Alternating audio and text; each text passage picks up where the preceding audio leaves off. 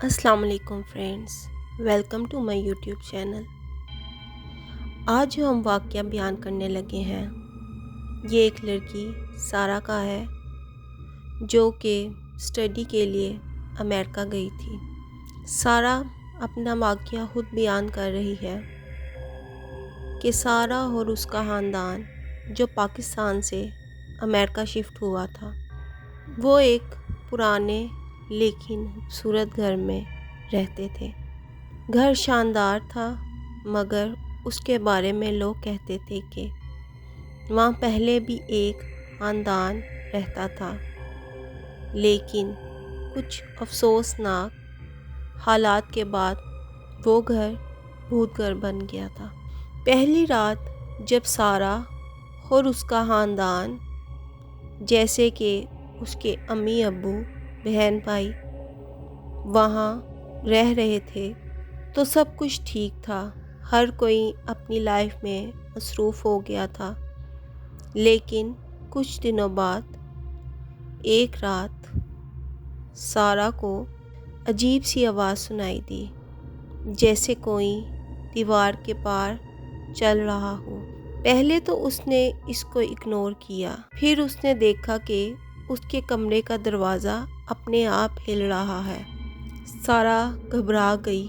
اس نے پہلے سوچا کہ میں اپنی ماں کو آواز دوں، لیکن اتنی رات دیکھ کر وہ چپ ہو گئی۔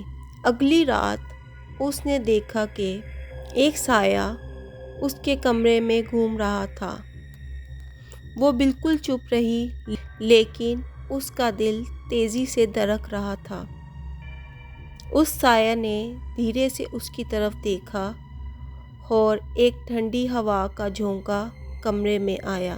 سارہ نے چیخ ماری اور اپنے والدین کو اوپر بلایا، لیکن انہوں نے اس بات کو ہلکی پھلکی سی بات سمجھ کر اگنور کر دیا۔ لیکن یہ واقعہ اب ہر روز سارہ کے ساتھ ہونے لگا۔ ہر رات اس کو وہ سایہ نظر آتا۔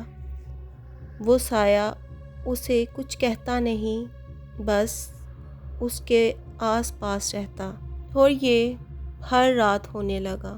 سارہ گھبرا سی گئی کہ میں اب کیا کروں۔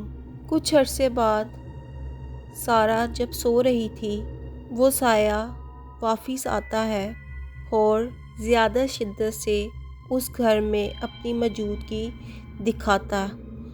چیزیں اپنے آپ ہلنے لگیں، دیواریں اور دروازے بجنے لگے اور رات کے وقت چیخوں کی آواز سنائی دینے لگی۔ ایک دن سارہ کے دوست نے اس کو بتایا کہ یہ گھر پہلے ہی آتما کا تھا جو اپنے خاندان کے ساتھ وہاں رہتا تھا۔ اس انسان کی ایک قتل میں موت ہو گئی تھی اور تب سے وہ اسی گھر میں آتماؤں کی طرح قید ہے۔